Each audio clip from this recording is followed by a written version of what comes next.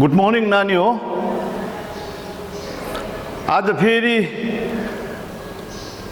यो अनलाइनको क्लासको क्रममा तिमीहरूलाई म नयाँ वर्ष कविता गर्न लागिरहेको छु। नयाँ वर्ष कविताको व्याख्या गर्न लागिरहेको छु र नयाँ वर्ष भन्ने बित्तिकै हामीले थाहा पाउँछौँ न्यू इयर हैन नानी हो।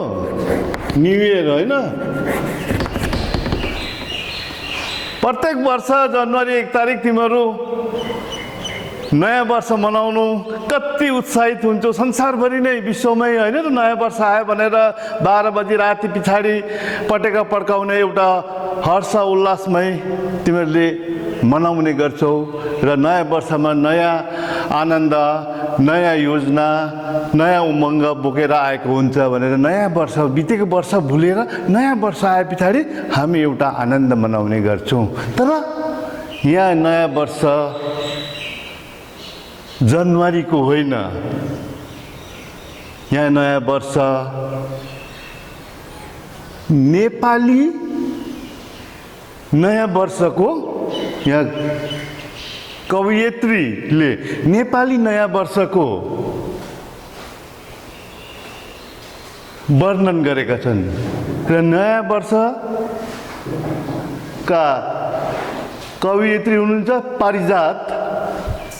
यस पारिजातको वास्तविक नाम चाहिँ हो विष्णु कुमारी वाइबा। पारिजात दार्जिलिङकी पारिजात दार्जिलिङको लिङ्गिया चिया कमानमा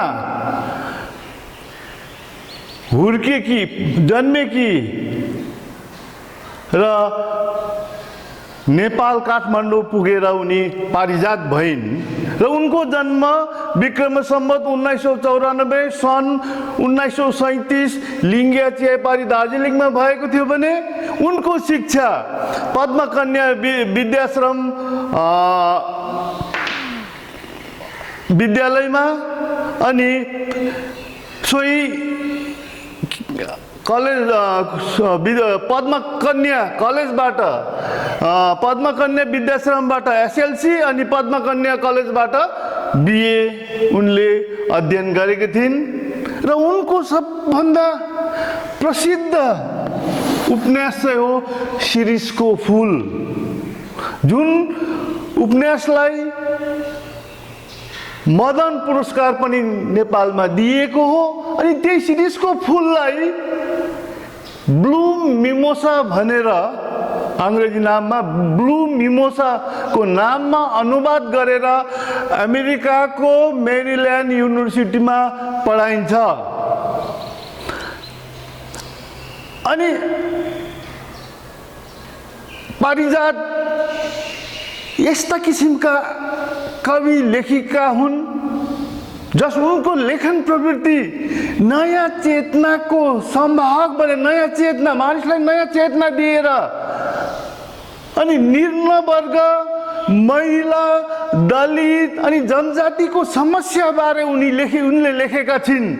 लेखेका मात्रै छैनन् र ती निम्न वर्ग, महिला अनि दलितको समस्याबारे लेखेर मात्रै हैन, उनीहरूको उन्मुक्तिको निम्ति उनले आन्दोलन पनि गरेका थिइन्।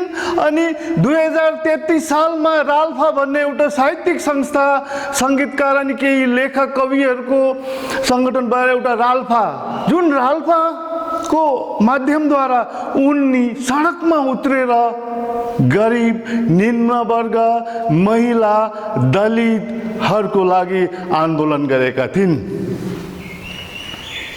र उनलाई एउटा प्रतिभासम्म बहुप्रतिभासम्म नारी लेखिकाको रूपमा चिनिन्छ। अब हामी आउँ नयाँ वर्ष पारिजात। यहाँ नयाँ वर्षको न्यू इयर तिमीले मनाउँदै गरेको नयाँ वर्ष ह्याप्पी न्यू इयर भनेर होइन, जनवरीको होइन। यहाँ चाहिँ नयाँ वर्ष विक्रम सम्वत यसपालि छ 2077 2077 विक्रम सम्वत चाहिँ के हो त यो विषयमा पनि अलिकति तिमीलाई छोटकरीमा विक्रम सम्वत राजा हैन र जुन चाहिँ हामीले यो अङ्ग्रेजी क्यालेन्डर बनाउँदैछौँ यो चाहिँ जिजस क्राइस्टको जन्मको पछाडि मानिएको अहिले 2020 भनिन्छ 2020 यो चाहिँ after the birth of Jesus Christ यो विक्रम सम्वत चाहिँ हामीले मानिएको विक्रम सम्वत हो विष भन्छ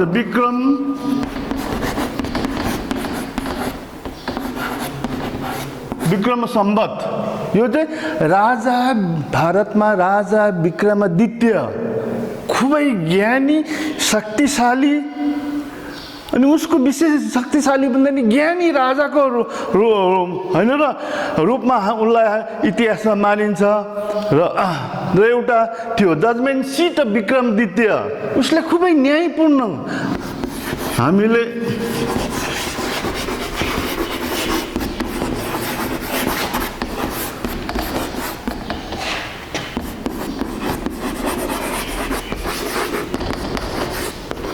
हैन राजन सिट अफ विक्रमादित्य हामीले पढेको थियौँ त्यसै कारण उनको जुन चाहिँ महानतालाई लिएर उनको न्याय गर्ने प्रक्रियालाई लिएर भारतमा हैन र अनि विशेष नेपालमा विक्रम सम्वत चलाइन्छ यहाँ कवयित्रीले नयाँ वर्ष विक्रम सम्वत 2077 नेपाली नयाँ वर्षको उल्लेख गरेकी छिन् अब नयाँ वर्ष चाहिँ कहिले चाहिँ आउँछ नेपालीमा नयाँ वर्ष हिजो अस्ति 2076 थियो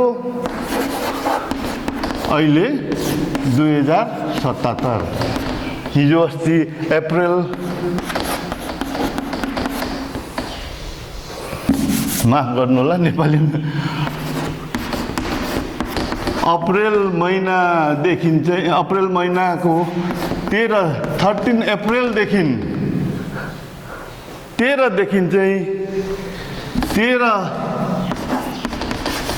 तारिकदेखि चाहिँ नयाँ वर्ष सुरु भएको छ हाम्रो अहिले विक्रम सम्वत नेपाली साल चाहिँ हो 2077 साल अनि अप्रिल महिना अथवा वैशाख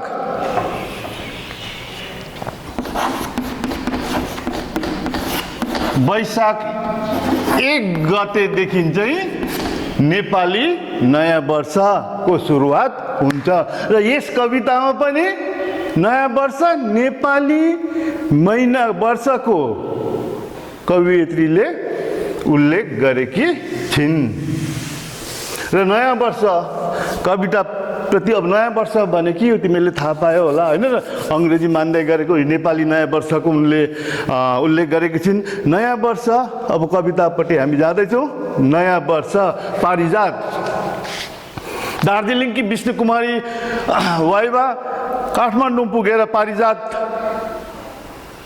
भइन् अनि त्यसपछि उनले लेखेका कृतिहरू खुबै प्रसिद्ध छ अब हामी पढ्दछौँ नयाँ वर्ष पारिजात चैतलाई लखेटिरहेको यो बतास र घस्रँदै उकालो चढिरहेको घाम देख्दा म थाहा पाउँछु यहाँ नयाँ वर्ष आयो अब नेपाली महिनामा हैन र अब हैन र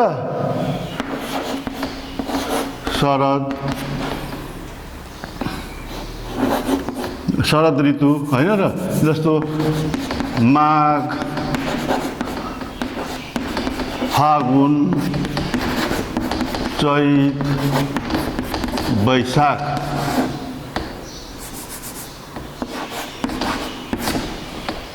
यहाँ भन्दैछ नयाँ वर्षमा हैन र माघ फागुन चैत वैशाख यहाँ कवियत्रीले भन्दैछ चैतलाई लखेटिरहेको यो बतास हैन र माघ र फागुन त तिमीले हैन ठन्डा महिना धुममा हतपत घामहरू पनि लाग्दैन जब चैत लाग्नु थाल्छ तब घामहरू अलिक कडा प्रकारले लाग्नु थाल्छ अनि कवियत्रीले भन्दैछिन् चैतलाई लखेटिरहेको यो बतास र घस्रँदै उकालो चढिरहेको घाम देख्दा के अरे चैतलाई लखेटिरहेको जुन बतास छ त्यो बतासलाई हैन र चैतको जुन हावाहरू आउँछ हैन र त्यो हावालाई चाहिँ त्यो बतासलाई चाहिँ लखेट्दैछ अनि त्यति बेला नै यो चैत महिनामा नै बिस्तारै बिस्तारो घामहरू उकालो चढ्दैछ अनि घस्रँदै हैन घस्रँदै उकालो चढिरहेको घाम देख्दा म थाहा पाउँछु यहाँ नयाँ वर्ष यहाँ कवियत्रीले भन्दैछन् हैन र चैत महिनाको जुन बतासलाई लखेट्दै लखेट्दै गइरहेको अनि त्यस पछाडि घस्रिँदै घस्रिँदै घामहरू जुन उकालो चढ्छ र त्यति बेला कवियत्रीलाई थाहा हुन्छ अब नयाँ वर्ष आयो अब त के आयो नयाँ वर्ष चैत पछाडि चाहिँ के आउँदैछ चैत वैशाखमा चाहिँ हामी के मनाउँछौँ नयाँ वर्ष चैतमा चाहिँ के गर्दैछ नयाँ वर्ष चैतमा चाहिँ आउँदैछ नयाँ वर्ष अथवा तिमीले भने जस्तै न्यू इयर र नेपालीहरूको नयाँ वर्ष र कवियत्रीले भन्दैछ हैन र चैतको बतासलाई लखेट्दै गएको बतासलाई देख्दा अनि बिस्तारै बिस्तारै घामको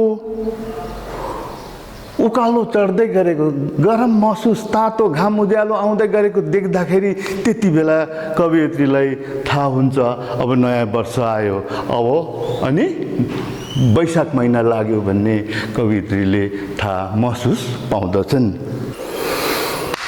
नयाँ वर्ष अब लाग्यो है नयाँ वर्ष अब चैत सकेपछि वैशाख महिना आए पछाडि हैन र अब नयाँ वर्ष लाग्यो अब नयाँ वर्ष आए पछाडि नयाँ वर्ष आएको कवियत्रीले थाहा पाइसकेपछि अब भन्दैछन् जुनेली चरीको आवत जावत र कैयाका फुलहरू कोपिला देख्दा म सम्झन्छु नयाँ दिन आयो भन्दैछ जुनेली चरी हैन अब नयाँ वर्ष आयो है वैशाख हैन वैशाख महिना लाग्यो त्यति बेला के गर्छ जुनेली चरी पनि यताउति हिँड्नु थाल्छन् वसन्त ऋतु को आगमन पछाडि प्रकृतिमा एउटा सुन्दरता देख्नु थाल्छ चराचुरुङ्गी हैन फुलहरू नि फुल्नु थाल्छ चराचुरुङ्गीहरू पनि यताउति उड्नु थाल्छ अनि फुलहरू नि फुल्नु थाल्छ त्यति बेला कवियत्रीले भन्छन् अब हैन र जुनेली चरीको आवाज यताउति गर्दैछ जुनेली चरी पनि कैया फुल भनेको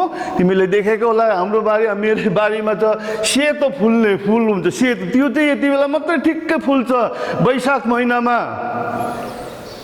र कैया जुनेली चरीको आवत जावत अनि कैया फुलका कोपिला देख्दा त्यति बेला फेरि सम्झिन्छ अब यो कैया फुलहरू फुल्नु थाल्यो जुनेली चरी आवत जावत गर्नु थाल्यो यताउति आउनु थाल्यो अब चाहिँ के भयो अब नयाँ दिन चाहिँ आउने रहेछ भन्ने कवियत्रीले सम्झना गर्छिन् नानीहरू बुझ्दैछ के अरे जुनेली चरीको आवाज जावत यताउति जुनेली चरी पनि आउँदैछ अनि कैया फुलहरू फुल्नु थाल्यो त्यसको कोपिलाहरू देखिनु थाल्यो त्यति बेला कवियत्रीलाई सम्झना हुन्छ अब के आयो नयाँ दिन आयो तर मेरा घरका ध्वासे दलिनमा अल्छी मान्दै पुरानै गुडमा बस्न आउने या कुमालकोटी देख्दा मन किन पुरानै सपना बटुल्न पुग्छ यहाँ कवियत्रीले भन्दैछ भने मेरो घरको ध्वासे दलिनमा के अरे मेरो घरको ध्वासे दलिन भनेको आगो फुकेको हैन र अहिले पो ग्यासहरू छ हैन त्यति बेला आगो फुकेर आगोको धुवाले त्यो काठ हैन र अस्ति पनि मैले दलिन भने हैन यसरी काठ घरको यहाँ माथि लिन्टल जस्तो एउटा काठ तेर्साइएको हुन्छ त्यो घर छाना ठोक्नुको लागि लामो काठ हैन त्यसलाई निदाल पनि भनिन्छ त्यसलाई दलिन पनि भनिन्छ हैन र तर मेरा घरका ध्वासे दलिनमा अल्छी मान्दै पुरानै गुडमा बस्न आउने कुमालकोटी देख्दा मन किन पुरानै सपना बटुल्न पुग्छ यहाँ कवियत्रीले भन्दैछन् मेरो घरको ध्वासे दलिनमा त्यो काठमा जुन काठ लामो ओछ्याएको छ नि त्यो काठमा के आउँछ अल्छी मान्दै त्यो पुरानै गुडमा फेरि त्यो कमलकोटी आइपुग्छन् अल्छी मान्दै अनि त्यति बेला कवयित्रीले के अनुभव गर्छन् भने उनको मन फेरि पुरानै सपना बटुल्न पुग्छ फेरि त्यही पुरानै सपनामा जान्छ हैन किनभने कमलकोटी गुड छोडेर गइसकेको छिन् हुन्छन् हैन र आफ्नो गुड छोडेर गइसकेको हुन्छन् फेरि त्यही गुड सम्झेर फेरि फर्केर आएको छिन् त्यस्तै हो हामी नयाँ वर्ष मनाउँछौँ हैन र नयाँ वर्ष मनाउँछौँ हर्ष उल्लास त्यो नयाँ वर्ष मनाए पछाडि फेरि त्यो नयाँ वर्ष त पुरानो पुरानो पुरानो पुरानो हुँदै जान्छ फेरि अर्को साल फर्किएर फेरि हामी अर्को वर्ष फेरि नयाँ वर्षको प्रतीक्षामा हुन्छौँ कवयित्रीले भन्दैछन् पास्टलाई नै रिफरेन्स गरेर हामी प्रेजेन्टमा बाँच्न सक्छौँ बितेका दिनहरूलाई नै हेरेर हामी वर्तमानमा बाँच्न सक्छौँ यदि बितेका दिनहरू र हेरेनौँ भने हामी वर्तमानमा बाँच्न सक्दैनौँ अनि भविष्यमा हामी बाँच्न सक्दैनौँ र हिजो बितेको नयाँ वर्ष सधैँ त डेली त नयाँ वर्ष हुँदैन नि होइन त्यो वर्ष नयाँ वर्ष सकिन आँटिसकेपछि होइन र फेरि हामी प्रतीक्षा गर्छौँ नयाँ वर्षको र भनिन्छ नि होइन र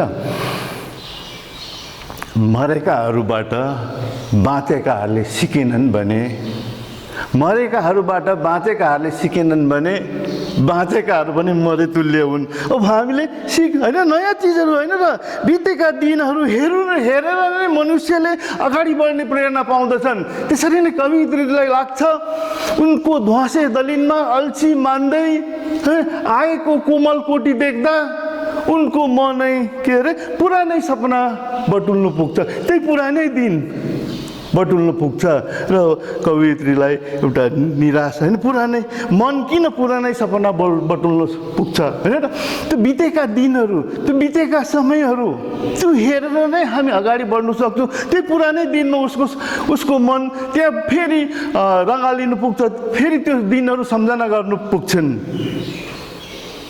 अनि कवयित्री भन्छन् अनि मलाई यी साराका सारा प्रकृतिलाई एकपल्ट रोगन गरिदिउँ जस्तो लाग्छ के भन्दैछन् अनि मलाई यी साराका सारा प्रकृतिलाई एकपल्ट रोगन गरिदिउँ जस्तो लाग्छ अनि कवयित्रीले भन्दछन् भने यसरी पुरानै दिनमा हामी बाँच्नु भने होइन पुरानो दिन होइन नयाँ दिन आउँछ फेरि त्यो नयाँ दिनहरू फेरि नयाँ वर्ष आउँछ फेरि त्यो पुरानो बन्दै जान्छ फेरि नयाँ वर्ष आउँछ त्यसो भए यस प्रकृतिमा भएको जति पनि होइन र प्रकृतिलाई नै एकपल्ट फेरि नयाँ बनाइदिउँ सबैलाई होइन अनि मलाई साराका सारा प्रकृतिलाई एकपल्ट रोगन गरिदिनु भनेको नयाँ होइन जस्तो घरमा तिमीहरूले नयाँ रङ लाउँछौ घरमा रङ लगाए पछाडि फेरि नयाँ देखिन्छ नि नयाँ एउटा चटक देखिन्छ नि त्यस्तै कवयित्रीले पनि अब यो प्रकृतिलाई नै सारा प्रकृतिलाई नै संसारभरिका प्रकृतिलाई नै एकपल्ट नयाँ रोगन होइन नयाँ रङ पचेर लगाएर अथवा नयाँ प्रकारले सजाउनु मन लागेको छ नानी हो मैले जति सक्दो तिमीलाई बुझाउने कोसिस गरेँ र तिमीले कुनै नबुझेको विषयवस्तु छ भने तिमीले व्हाट्सएप मार्फत तिमीले मलाई कन्ट्याक्ट गर्न सक्नेछौ नानी हो फेरि म अब तिमीलाई अर्को कवितातर्फ लाँदैछु जुन कविताको शीर्षक छ देश चिनाउँदै यसका कवि हुनुहुन्छ मनप्रसाद सुब्बा कविले देशलाई कसरी चिनाएका छन् त अस्ति पढ्यो देश महिमा देशको गुणगान पुष्पलाल उपाध्यायको अब चाहिँ कविले देशलाई कसरी चिनाएका छन् त कवि मनप्रसाद सुब्बाले कवि मनप्रसाद दार्जिलिङको बिजनबारीमा 1950 सालमा जन्मिएका अनि त्यहीको विद्यासागर स्कुलमा अध्यापन पनि गरेका त्यसपछि पार्ट टाइम अंशकालीन लेक्चररको रूपमा त्यहाँका बिजनबारीको डिग्री कलेजमा पनि उनले काम गरेका प्राध्यापन गरेका हुन् अनि उनको काव्य कारिता, उनको काव्य कसरी, उसको हैन काव्यहरू कविताहरू कसरी लेखेका छन्, कस्तो भाव छन् त। कवि मनप्रसाद सुब्बाका कविताहरूमा नयाँ चेतनाको भावनाहरू, नयाँ जीवनलाई बुझ्ने, जीवनको परिभाषालाई नयाँ प्रकारले बुझ्ने चेष्टा गरेका छन्। अनि उनी चाहिँ अनौपचारिक भाषामा, अनौपचारिक भाषा भनेको जो पुरानो अनौपचारिक भाषा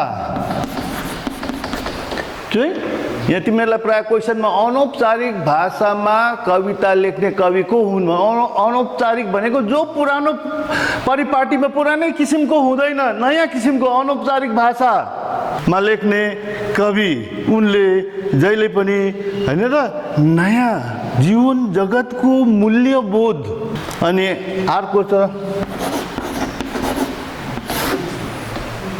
नव्यताको आग्रह भनेको चाहिँ नवीनता। जहिले पनि उसका कविताहरूमा नयाँ नयाँ प्रयोग गरेका छन्, नयाँ नयाँ हैन र भाव वस्तुलाई उनले पस्किने चेष्टा गरेका छन् र उनका कविताहरू छन् र ती नयाँ नयाँ भावहरू हैन, ती कविता सङ्ग्रहहरू बिब्ल्याटो युगभित्र कार्टुन मान्छे, भुख्या सहरको देशमा, आदिम बस्ती, उसमा त्यस्तै 8वटा कृतिहरू छन् जसलाई चाहिँ आदिम बस्तीलाई 1988 सालमा साहित्य एकाडेमी दिल्लीबाट पुरस्कृत गरिएको छ। आदिम बस्ती त्यति मात्रै नै, उनले रत्नश्री स्वर्ण पदक, नेपालबाट रत्नश्री स्वर्ण पदक, अनि नेपाली साहित्य सम्मेलनले पनि उनलाई दियालो पुरस्कार दिइसकेका छन्। र यिनै कवि जसले चाहिँ देश चिनाउँदै, देशलाई उनले कसरी चिनाएका छन्।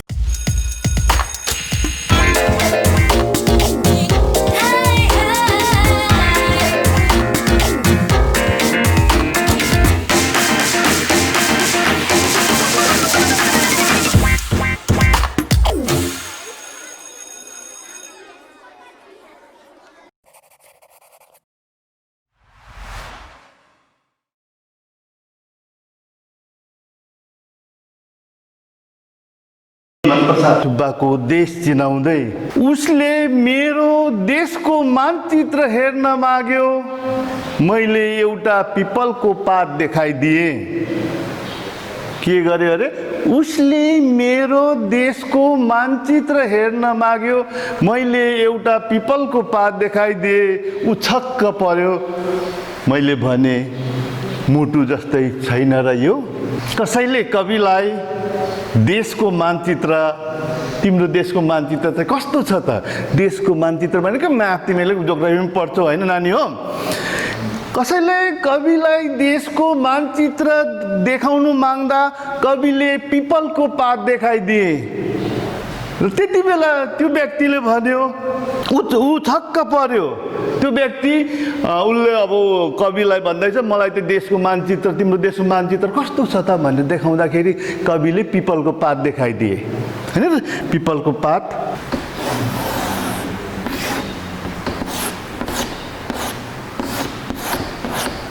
पिपलको पात यस्तो हुन्छ हैन र नानी हो। पिपलको पात देखाइदिए। पिपलको पात देखाउँदाखेरि छक्क पर्यो। छक्क परेर भन्यो,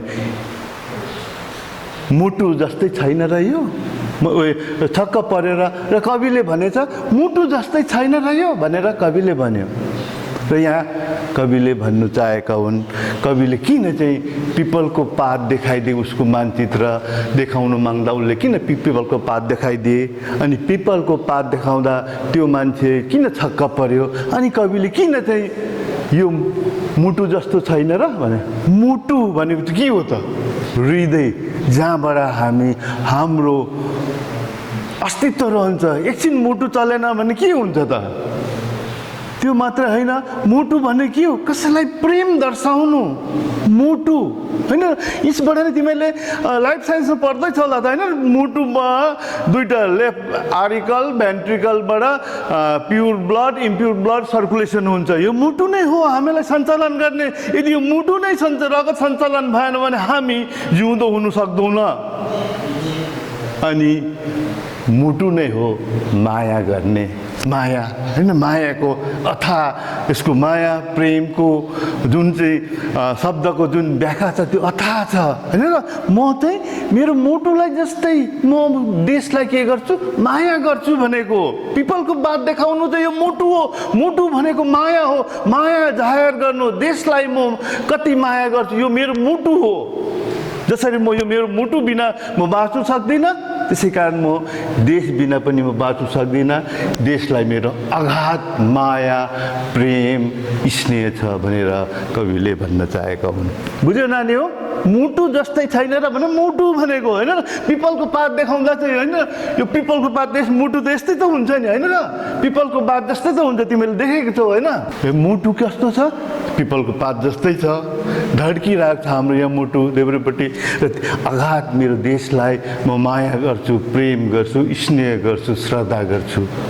र कविले भन्दैछन् उसले फेरि अब के भन्दा उसले मेरो देशको सिमानाहरू जान्न चाह्यो, मैले टाढामा उडिरहेको चराहरू देखाइदिए। उसले फेरि अघि मानचित्र उसले फेरि चित्त बुझेन रहेछ। फेरि उसले के भन्दैछ, उसलाई देशको सिमानाहरू जान्नु चाहँदैछ। त्यति बेला कविले के भन्दै थिए, मैले टाढामा उडिरहेको चरा देखाइदिए। जब उसले उसको देशको सिमानाहरू जान्नु चाह्यो, त्यति बेला कविले के भन्थे, उसले उडिरहेको टाढा आकाशमा उडिरहेको टाढामा आकाशमा उडिरहेको चराहरू देखाइदिए। त्यसको भन्नु मतलब चाहिँ के हो त? त्यसको तात्पर्य के हो? त्यसको अर्थ चाहिँ के हो त? मेरो देशको सिमाना अथाह छ, जस्तो आकाश छ, अनन्त छ। आकाश अनन्त आकाश हो। आकाशको कुनै लिमिटेसन भनिन्छ नि, sky is fly, sky is only limit भन्छ। आकाश होइन, आकाशमा जुन चराहरू उड्छ नि, जुन चराहरू कहाँ कहाँ पुग्छ होला, हामी त त्यहाँ पुग्नु सक्दैनौँ। हाम्रो केवल मन मात्रै पुग्न सक्छ होइन र। कविहरूको मन पुग्न सक्छ। र कविले भन्दैछन् मेरो देश चाहिँ त्यहाँसम्म विस्तृत, जसरी आकाशमा उडिरहेको चराहरू छ, त्यो चराहरू जहाँसम्म पुग्छ त्यहाँसम्म मेरो देशको सिमाना हो भनेर कविले बताइदिए। फेरि मेरो देशको इतिहास सोद्धा जवाबमा उसलाई मैले माटो र पानीको इतिहास सोधेँ। फेरि पहिला देशको मानचित्र सोध्यो, त्यसपछि सिमाना सोध्यो, फेरि देशको इतिहास सोध्दैछ त्यसले। त्यति बेला कविलाई कि मेरो देशको इतिहास सोद्धा जवाबमा उसलाई मैले माटो र पानीको इतिहास सोधेँ। जब उसले पहिला कविले देशको मानचित्र नि बताइदिए, देशको सिमाना नि बताइदिए। अब चाहिँ देशको इतिहास सोध्दा चाहिँ उल्टा कविले उसलाई सोधे पानी र इतिहास, पानी र माटोको इतिहास। र पानी र माटो भने के हो त? पानी बिना, जल बिना यो संसारको अस्तित्वै छैन। संसारको जति भाग छ नि, 4 भागमा, पृथ्वीको 4 भागमा 3 भाग चाहिँ पानी छ, 1 भाग मात्रै माटो छ। र त्यति बेला माटो छ होइन। त्यति बेला पानी र माटोको होइन, माटोको जुन धरती छ होइन र, अस्ति देशमै जुन पानी र माटोले मात्रै हामीलाई, पानी र माटो बिना हाम्रो अस्तित्व, मानवको अस्तित्वै छैन। पानी बेगर हामी बाँच्नु सक्दैनौँ, माटो बेगर हाम्रो अस्तित्व शून्य हुन्छ। र पानीको त्यस्तै महत्त्व छ अनि माटोको पनि त्यस्तै महत्त्व छ। पानी र माटो बिना हाम्रो कुनै मानव जगतको नै कुनै इतिहास हुँदैन कि होइन र। र त्यसै कारण कविले उसले देशको कविलाई, त्यस व्यक्तिले देशको इतिहास जान्नु चाहँदा कविले उल्टा उसलाई सोधे, पानी र माटोको इतिहास सोधे। र पानी र माटोको इतिहास भनेको पानी र माटो बिगर मानवको अस्तित्व शून्य हुन्छ। पानी बेगर हामी बाँच्नु सक्दैनौँ। म यो धरती बेगर, यो माटो छ जहाँ उभिरहेको छु, त्यस बेगर हाम्रो अस्तित्व रहँदैन। उसले मेरो देशको गीत सुन्न चाह्यो। मैले भने सुन्नु बिहानै भाले बासेको, परेवाहरू घुरेको अनि पानी झमझम परेको, नानीहरू रोएको फेरि नानीहरू नै हाँसेको। फेरि उसले के चाह्यो अरे? देशको गीत सुन्नु चाह्यो अरे। उसलाई मानचित्र पनि चाहियो, सिमाना पनि चाहियो, देशको इतिहास पनि चाहियो, अनि देशको गीत पनि उसले सुन्नु चाहँदाखेरि कविले के भने? मैले भने सुन्नु बिहानै भाले बासेको। के गरे गरे? बिहानै भाले बासेको। र भाले बास्नुको साङ्केतिक अर्थ थुप्रै अब होइन र समाजविद प्राणीविदहरूले भनेका छन्। कसैले भन्छन् बिहानै भाले बास्नु, रातभरि बसेर भोकाएको भाले बिहान चाहिँ उठेर बास्छ भन्छन्। कतिले भन्छन् भाले बास्नु पोथीको मायाले, प्रेमले बिहान उठेर बास्नु भन्छन् भने कतिले भन्छन् रातभरिको अन्धकारमा सुतिरहेको यो संसारलाई, यो जगलाई, यो मानवलाई अब उठ, सचेत हो र आफ्नो कर्मक्षेत्रमा बढ भनेर एउटा सङ्केत दिएको भयो होइन। भाले बास्नुको अर्थ सुतिरहेको जगतलाई, मानवलाई, यो प्रकृतिलाई अब उठ, जाग, सचेत तुल्याउनु, सचेत गराउनुलाई नै बिहान भालेको बासेको हो। अनि परेवाहरू घुरेको अनि पानीहरू झमझम परेको। परेवाहरू बिहानै उठेर, बिहानै त उठ्छ, घुर्छ परेवाहरू घुरेर होइन, परेवाको भालेपट्टि घुरघुर गर्छ। अनि बिहानै पानी झमझम परिरहेको छ होइन। पानी झमझम, परेवा घुर्नु पनि के हो? सङ्गीत नै हो। भाले बास्नु पनि एउटा सङ्गीत नै हो। पानी झमझम पर्नु पनि एउटा सङ्गीत नै हो होइन। जस्तो खोलाको बगाइ छ, त्यो सङ्गीतै हो। पक्षीहरूको जुन चाहिँ अब जुन बोली छ त्यो पनि सङ्गीत हो। त्यो चाहिँ प्राकृतिक सङ्गीत हो। त्यसैलाई नै हामीले के अरे आर्टिफिसियली लिएर त्यसलाई सङ्गीत हामीले तयार गरेर, जस्तो खोलाको झरनामा पनि हामी सङ्गीत पाउँछौँ, एउटा चराको चुचुमा पनि सङ्गीत पाउँछौँ होइन। परेवा घुराइमा पनि सङ्गीत पाउँछौँ। पानी झरझर पर्दैछ झमझम, त्यसमा नि हामी सङ्गीत पाउँछौँ। अनि नानीहरू रोएको फेरि नानीहरू नै हाँसेको। नानीहरू रुनु हेर, यो नानीहरू नै अबोध बालिका, नानी भगवान ईश्वरको रूप भनिन्छ नि। नानीहरू हाँस्नु कति स्वच्छन्द रूपले हाँसेका हुन्छन्, कति स्वच्छन्द रूपले उनीहरू रोएका हुन्छन्। त्यही नानीहरू जन्मिन्छन्, स्वच्छन्द रूपले जन्मिन्छन् होइन। भनिन्छ नि every men are born free but bound by chain. मान्छे होइन स्वतन्त्र रूपले जन्मिन्छ अरे, तर उसलाई के हुन्छ? साङ्लोले घेरिएको हुन्छ भन्छन्। त्यो एउटा नानी त होइन। र नानी रोएको, नानीहरू कि स्वच्छन्द, उनीहरूलाई कुनै किसिमको त्यो सामाजिक, राजनीतिक होइन र अर्थनैतिक केही बन्धन हुँदैन। उनीहरू स्वच्छन्द रूपले हाँस्छन् अनि स्वच्छन्द रूपले रुन्छन् पनि। र कविले आफ्नो मेरो देशको गीतहरू उनले सुन्नु चाहँदा, उसले मेरो कविको देशको गीतहरू सुन्नु चाहँदा तिमीले सुन्नु बिहानै भाले बासेको। भाले बास्नु भनेको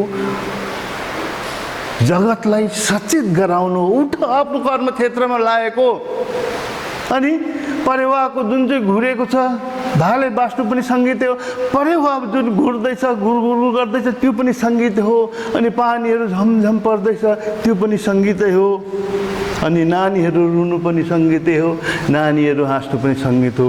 त्यो नानीहरू रुनुमा कुनै छलकपट छैन, तिनीहरूको हाँसो स्वच्छन्द हुने गर्छ। बुझ्यो नानी हो? यो देशको गीत चाहिँ के हो अरे? भाले बासेको, परेवा घुरेको, पानी झमझम परेको, अनि नानीहरू रोएको, अनि त्यही नानीहरू नै हाँसेको। बुझ्दैछ? जब उसले मेरो देशको आस्थाहरू बुझ्न खोज्यो, मैले उसलाई प्राचीन प्रेमका कथाहरू सुनाइदिए। जब उसले मेरो देशको आस्था, कविलाई जब उसले देशको आस्थाहरू बुझ्न खोज्यो अनि कविले उसलाई के बताइदिए? प्राचीन प्रेमका कथाहरू सुनाइदिए। हैन, आस्था भनेको विश्वास, के विश्वास? हैन, प्राचीन देश, हाम्रो देशका, हैन, तिमीले क्लास 9 मा जन्मभूमि कवितामा पढ्यौ, स्वर्गका परिहरू मेनका र उर्वशीले आफ्नो प्रेम बन्धनले बाँधेर धरतीका अलौकिक पुरुष पुरुरुवा र विश्वमित्रलाई आफ्नो प्रेमले बन्धनमा बाँधेका थिए। हैन, हाम्रो देशको प्राचीन कथाहरू कस्तो छन् त? हैन, ऋषि महात्माहरू, हैन, स्वर्गका अप्सराहरू यस धरतीमा आएर यस धरतीका परम पुरुष, अलौकिक पुरुष पुरुरुवा र विश्वमित्रलाई आफूले आफ्नो प्रेमको बन्धनले बाँधेको ती कथाहरू हामीले पढेका छौँ। ऋषि मुनिका कथाहरू पढेका छौँ, उर्वशी मेनकाका कथाहरू पढेका छौँ। हाम्रो देशको आस्था त्यो हो, हैन र? हामी यो आस्थामा बसेको देशहरू हौँ भनेर कविले बुझ्दैछ। उसले देशको आस्था जान्न चाहँदाखेरि कविले प्राचीन प्रेमका कथाहरू सुनाइदिए। हैन, उर्वशीको कथाहरू सुनाइदिए, मेनकाका कथाहरू सुनाइदिए, विश्वमित्रको कथाहरू सुनाइदिए अनि पुरुरुवाको कथाहरू सुनाइदिए, जुन चाहिँ अप्सरा, स्वर्गबाट अप्सराहरू आएर यो धरतीका परम पुरुष विश्वमित्र र पुरुरुवालाई आफ्नो प्रेम बन्धनमा बाँधेका थिए। अनि मेरो देशको भाषा सोध्दा जवाबमा उसलाई मैले रुवाई र हँसाइको भाषा सोधेँ। र फेरि उसले के सोध्यो? यो मान्छेले सोधेको होइन, उसले मेरो देशको भाषा सोध्दा, कसको? मेरो देश, म जुन देशमा बस्छु त्यो देशको भाषा सोद्धाखेरि जवाबमा मैले भन्ने रुवाई र हँसाइको भाषा सोधेँ। भाषा यहाँ रुवाई, होइन र? रुवाई र कविले भन्दैछन्, कविलाई उसले देशको भाषा जान्नु चाहँदा, तिम्रो देशको भाषा त के? मैले भन्दैछु मेरो देशको भाषाबारे सोद्धा, मेरो देशको भाषा के हो भनेर त्यसबारे सोद्धा मैले जवाबमा उसलाई भने रुवाई र हँसाइको भाषा, रुनु, होइन र? मान्छे, जुन चाहिँ मान्छेको रुवाई छ त्यो आनन्ददायक छ। जस्तो रुनु आनन्ददायक छ, मनभित्रबाट रुएर आँसु जुन झर्छ त्यो आनन्दले त्यो सबै मनभित्रको उकुस मुकुसेको जुन भावनाहरू आँखामा आँसु भएर पोखिन्छ। त्यसरी नै हँसाइ पनि, जब मान्छे दर्द हुन्छ र दुःख हुन्छ, मर्म हुन्छ, त्यति बेला उसले आफ्नो दुई नयनबाट आँसुधारा बगाउँछ, आँखाबाट आँसुहरू बगाउँछ, उसको त्यति बेला मन हल्का हुन्छ। त्यसरी नै जब मान्छे आनन्द हुन्छ तब, होइन, खुसी हुन्छ, तब हाँस्नु जस्तो, होइन, हाम्रो स्वास्थ्यको लागि के ठुलो हो र? होइन, मान्छे जति हाँस्छ नि, होइन र? होइन, वैज्ञानिकहरूले पनि प्रमाण, अहिले योगाले पनि, होइन र, प्रमाण गर्छ। हाँस्नु रिसाउँदा जतिवटा हाम्रो शरीरको नर्भ्सहरू इनएक्टिभ हुन्छ त्यति नै हाँस्दाखेरि हाम्रो शरीरको नर्भ्सहरू एक्टिभ हुन्छ अरे। जति हाँस्यौँ त्यति नै हामी बेसी जिउन सक्छौँ, त्यति नै हामी आनन्दित हुन्छौँ। र कविले अन्तमा उसको देशको भाषा जान्न चाहँदाखेरि कविले उल्टै भनेका छन्, रुवाई र हँसाइको भाषा सोधे। र रुवाई भनेको, रुनु भनेको मनभित्रको, होइन र आनन्द, होइन, रुनु नै मनभित्रको व्यथा पीडाहरू प्रकाश गर्नु र मन हल्का हुन्छ नि त्यति बेला। अनि हाँस्नु भनेको आनन्द, शरीरलाई नै स्फूर्ति दिन्छ, स्फूर्ति। त त्यसो भन्दा जहाँ पाए त्यही नहाँस्नु नि फेरि नानी हो, होइन र? हँसाइको पनि एउटा महत्त्व होस्, रुवाईको नि एउटा महत्त्व होस्। रुनु, मेरो देशको भाषा चाहिँ रुनु अनि हाँस्नु भनेर रहेछ भनेर जहाँ पाए त्यहाँ हाँस्ला नि फेरि होइन र त्यस्तोलाई चाहिँ फेरि अब इन्सेन भन्छ नि पग्ला भन्छ र रुवाईको पनि एउटा महत्त्व होस् हँसाइको पनि महत्त्व होस् र देशको हाम्रो भाषा पनि त्यही हुनसक्छ भनेर कविले यसरी देशलाई चिनाउँदै मेरो देश कस्तो छ होइन र कविले भने होइन देशलाई पिपलको पात देखाइदिए घरि चराहरू उडेको देखाइदिए घरि पानी र माटोको इतिहास देखाए घरि भाले बासेको देखाइदिए घरि परेवा घुरेको देखाइदिए घरि पानीहरू रमझम परेको देखाइदिए कहिले नानीहरू हाँसेको देखाइदिए नानीहरू रोएको देखाइदिए कहिले उनले प्राचीन प्रेमको कथाहरू सुनाइदिए भने कहिले रुवाई र हँसाइको कथाहरू पनि बताइदिए र धन्यवाद नानी हो।